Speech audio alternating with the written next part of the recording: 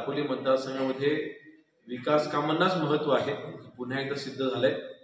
मला कल्पना आहे की हा विजय मिळाल्याच्या नंतर फक्त विरोधकांना फक्त ईव्हीएम मध्ये घोटाळा ही एकच गोष्ट त्यांना दिसते.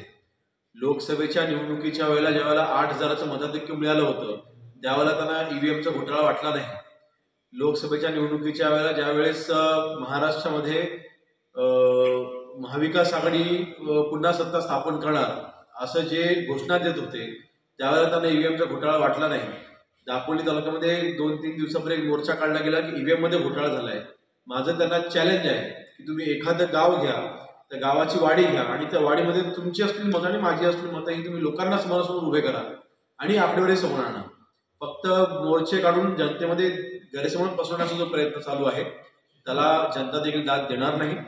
जनतेला सत्य कळलेलं आहे आणि खरं तर आमचं मताधिक्य कमीत कमी 35 ते 40 हजारापर्यंत आम्ही पोहोचलो होतो. आमचे जवळपास 12 ते 15,000 मतदार आमचे त्या गाड्यांच्या त्या विषयामुळे मतदानाकरता येऊ शकले नाही. परंतु आज 35-40 हजाराचं मताधिक्य ज्यावेळेला जनता आम्हाला देते त्याचा अर्थ असा होतो की आम्ही मागच्या 5 वर्षामध्ये केलेली विकास कामं, त्या विकास कामाची जाणीव जनतेला आहे आणि जनतेला फक्त आणि फक्त विकास कामच हवी आहेत. भांडण लावणारा माणूस जनतेला आमदार म्हणून नको हवा होता आणि म्हणून त्याला दुसऱ्यांदा घरात जनतेने बसवलेलं आहे. आज लाडक्या बहिणींचा पण आपल्याला मोठा वाटा आहे का? 100% ना. आज मुख्यमंत्री माझी लाडकी बहीण योजना ही माननीय मुख्यमंत्री एकनाथजी शिंदे साहेबांची संकल्पना, त्यांच्या संकल्पनेतून ह्या योजनेचा जन्म झाला आणि महाराष्ट्रामधील प्रत्येक महिलेला अभिमान वाटेल अशा पद्धतीचं ही योजना ही सरकारच्या तर्फे ही राबवली गेली.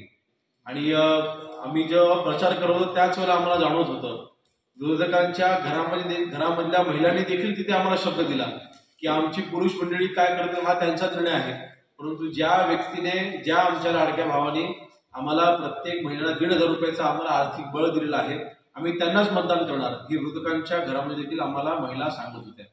त्याच वेळेला आमच्या लक्षात आलं होतं की मुख्यमंत्री माझी लाडकी बहीण योजना ही पुढच्या येणाऱ्या निकालाच्या दिवशी आमचा विजयाचा पाया ठरेल आणि तेच खरं झालं. सगळ्या लाडक्या बहिणींनी मुख्यमंत्री साहेबांना, शिंदे साहेबांना, लाडक्या भावाला भरभरून आशीर्वाद दिलेले आहेत आणि म्हणून ह्या विजयामध्ये त्यांचा देखील सिंहाचा वाटा आहे.